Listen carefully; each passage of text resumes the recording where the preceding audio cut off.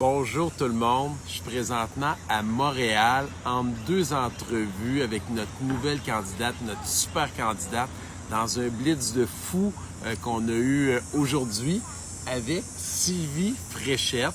Je pense que tout le monde, toutes les personnes de mon âge et plus vieux connaissent Sylvie Fréchette, l'athlète olympique, médaillée d'or de Barcelone, mais Sylvie, moi, honnêtement, j'étais un fan de Sylvie Fréchette. J'étais un fan. Puis là, j'étais avec toi depuis toute la journée à faire les entrevues. Je trouve ça fantastique. Mais en même temps, il y a des gens en même temps qui nous écoutent. Moi, je pense à mes enfants qui connaissent peut-être pas ton histoire. Et tu es capable de nous expliquer un peu c'est quoi ton parcours? Qu'est-ce que tu fais pour les gens là, qui me suivent sur Facebook, qui veulent en apprendre plus sur la dernière candidature qu'on vient d'annoncer aujourd'hui? Ben écoute, rapidement, je suis une folle, tu sais que moi, je suis une jeune femme qui vient d'une famille monoparentale. J'ai grandi dans les ruelles du quartier Rosemont, dans les hangars de tôle. Mais ma mère m'a toujours dit « Fais ce que tu aimes, cocotte ». Et moi, ce que j'ai découvert, c'est qu'il y avait de la danse dans lui. Et je trouvais ça tellement magnifique, j'ai décidé que je voulais essayer. Dans le temps, ça s'appelait de la nage ornementale. Nage ornementale. La nage synchronisée, nage ornementale. Ornementale. J'ai besoin de spécifier que c'était pas aux Jeux olympiques dans ce temps-là. Moi, je suis tombée en amour avec l'aspect spectacle, créativité, des petits amis comme moi et tout. Fait que j'ai commencé ça, moi. Il y avait des compétitions. J'étais pas très bonne. En fait, mon premier championnat canadien, j'étais arrivée avant-dernière. C'est pas flatteur du tout. Mais, sauf que quand j'ai vu que partout à travers le Canada, on faisait de la nage ornementale, puis il y avait des filles qui faisaient des affaires qui, pour moi, étaient comme marcher sur l'eau. C'est là que j'ai fait comme « Oh boy, je veux devenir encore meilleure ». Et de fil en aiguille, écoute, ça m'a amenée jusqu'à l'âge de 17 ans. À l'âge de 17 ans, mon sport est devenu olympique. Wow. Jusque-là, je m'entraînais 35 heures par semaine parce que j'aimais ça. Pas pour aller aux Olympiques. Pas pour aller aux Olympiques, mais il faut être fou. Mais j'étais tellement passionnée, je ne pouvais pas m'imaginer ne pas aller à la piscine. Et là, ça m'a pris de 17 ans jusqu'à 25 ans avant d'avoir le privilège de représenter notre beau pays aux Jeux olympiques pour la première fois. Ça aurait dû être tellement cool et simple et beau, tu sais, une espèce de belle histoire de princesse, là. Mais ça n'a pas été le cas. Juste avant mon départ, 5 jours avant mon départ pour les Jeux olympiques, j'ai trouvé le corps de mon fiancé qui venait de se suicider. Alors, je pense que j'ai pas besoin de faire de dessin pour dire que c'est vraiment la pire journée de ma vie.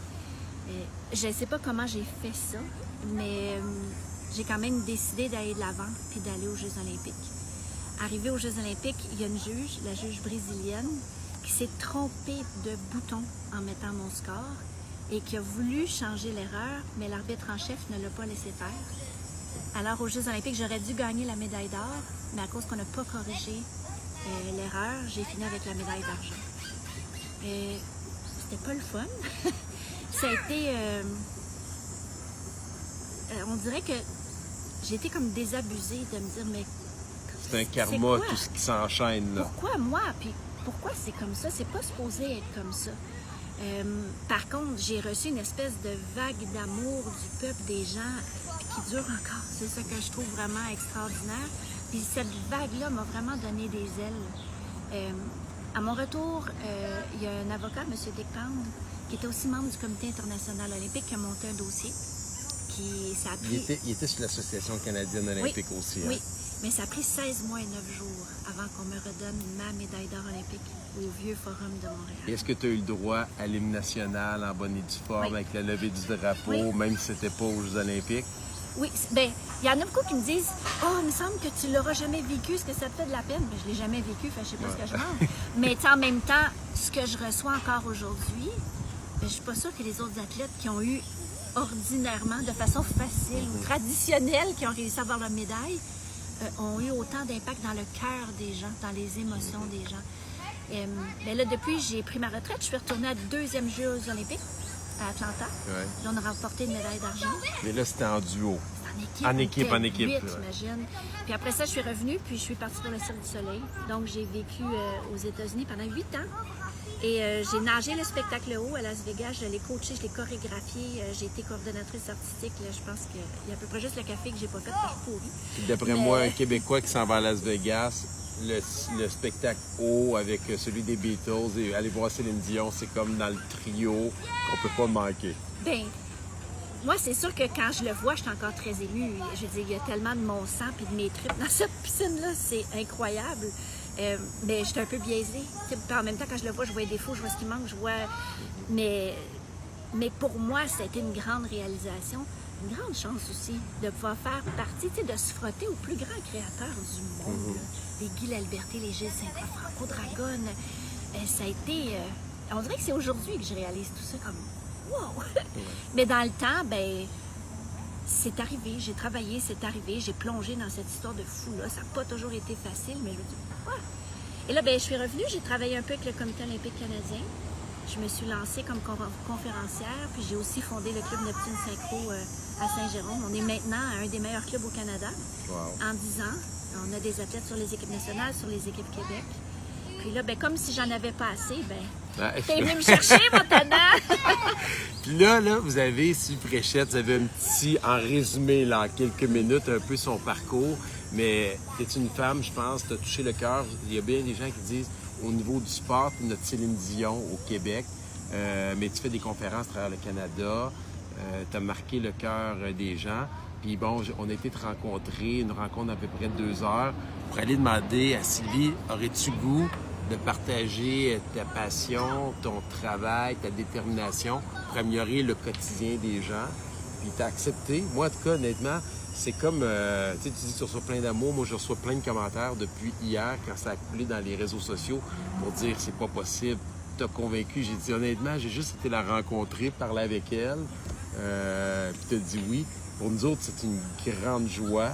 Je dirais même un honneur d'avoir une personne de ta prestance qui vient vivre l'aventure, malgré les coups qui peuvent être durs en politique, mais qui s'y fonce puis qui accepte de relever ce défi-là.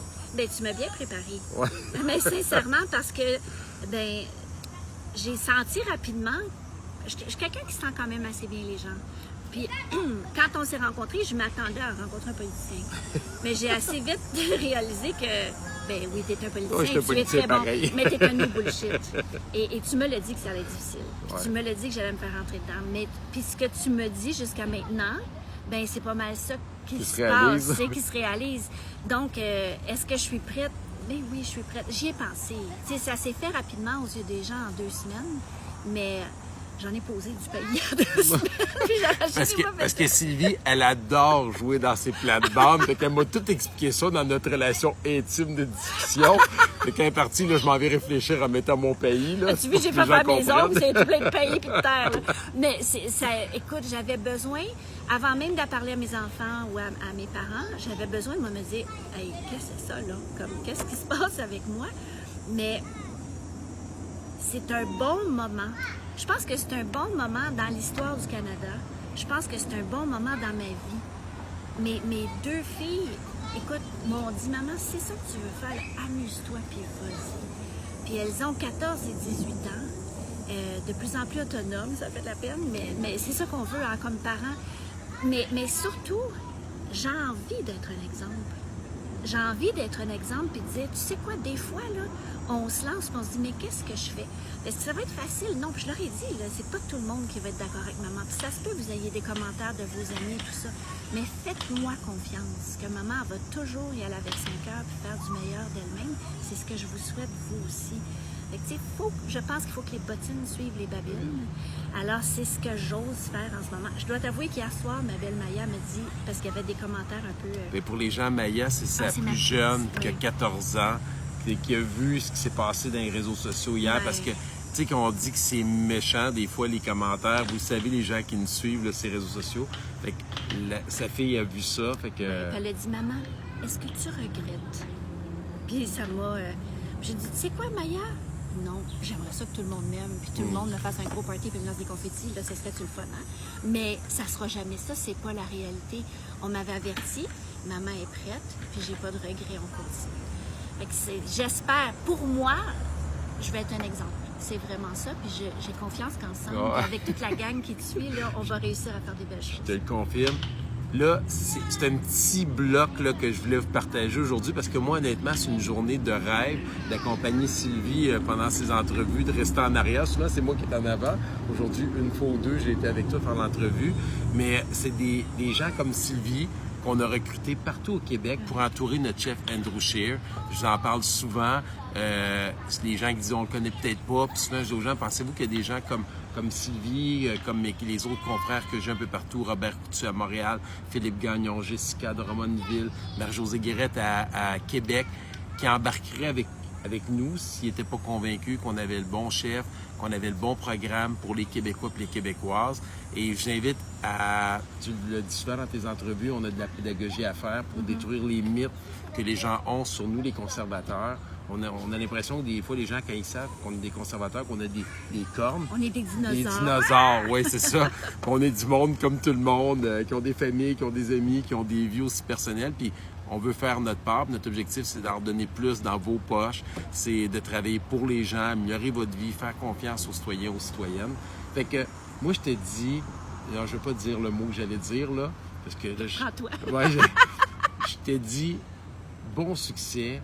Je souhaite sincèrement que tu vives la plus belle aventure comme les 75 des 78 qui sont déjà nommés pour le Québec. Il y en a d'autres partout au Canada. Mais surtout que le 21 octobre, comme j'ai dit lors d'une des entrevues juste avant avec un des journalistes, est-ce qu'on peut se permettre de ne pas faire élire une personne de ta qualité, quel que soit le parti politique, qui veut donner du temps à la société, comme tous les autres qui se présentent. Fait que merci beaucoup. C'est un plaisir. Parce que je peux leur dire, oui. j'ai hâte de vous rencontrer. Ouais. J'espère qu'on va avoir la chance d'échanger et de se rencontrer. C'est vraiment le fun. Cool. Fait que salutations à tout le monde. Là, Sylvie, elle a encore quelques autres entrevues aujourd'hui à faire. Puis c'est un beau blitz jusqu'au 21 octobre. Merci Sylvie. Merci. Et là, juste avant, moi j'ai une amie, c'est vrai, ça c'est un coucou à quelqu'un, un de nos couples d'amis, ma femme et moi, Steven et Marc-Claude, leur fille Maude, elle faisait de la nage synchronisée. Ah, pour vrai? Fait que Maude puis toute sa gang de la nage synchro à Victoriaville, on veut Victo, juste, ben oui. ouais, Victo, on veut juste faire un petit coucou. Bye bye Allô, tout le monde. Maud. Bye la gang! Je vais me pincer. Salut tout le monde.